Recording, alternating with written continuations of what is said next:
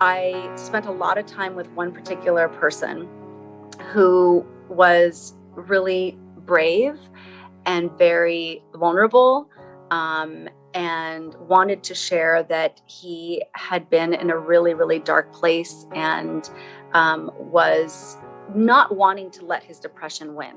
And he wanted to live, but he had not felt like he wanted to live in the last, 6 months. One of the hardest moments, yet at the same time, most hopeful moments that came full circle was one of the volunteers came to me with crying because one of the men had just told her that basically he no longer wanted to live. Throughout these next many hours, he shared with me, we sat, together.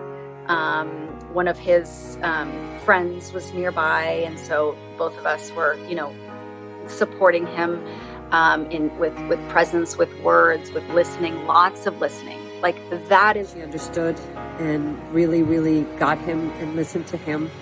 And besides helping him, she also told the Surgeon General, Nadine Harris, who was there, and Fritzy. I remember him saying, I would really like to talk to her. And I remember being in this place of, I don't want him to be let down because she might not have time, right? This is what I'm thinking. It's not what I said to him, but I'm thinking this. And I'm like, absolutely, let me. And I went over to her and she had this line of people, it was a line of a couple volunteers. And I said, I'm sorry to interrupt, but this is what's going down. Can you give him, a couple minutes?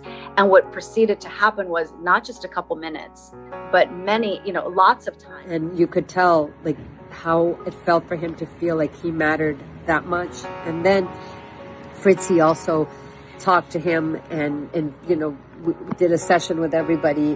By the end of this, he not only was a different person, but he volunteered to speak for teenagers and for the youth so that they wouldn't end up where he was. And not only does he now want to live, but he wants others to live as well. So a really horrible moment ended up being quite magical, which is what often happens with CPP. To see this turn in the human-to-human connection over these hours, to see the turn of him going, you know what, my life is worth something, and I'm going to keep plugging away. So I just had an extraordinary experience here at Valley State Prison, being in conversation and community with some of the prison residents here. And I just have to say that my mind is blown. There's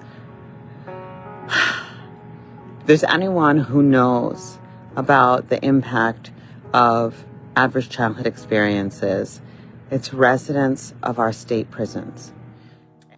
His life has such value.